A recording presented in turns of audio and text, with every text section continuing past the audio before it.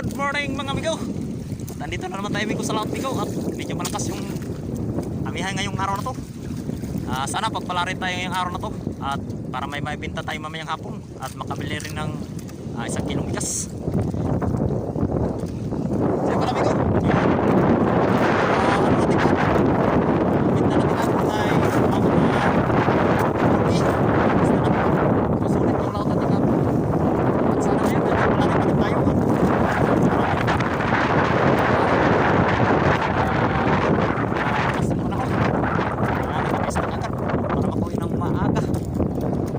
Yan amigo, at nandito na tayo amigo sa may parting Losa.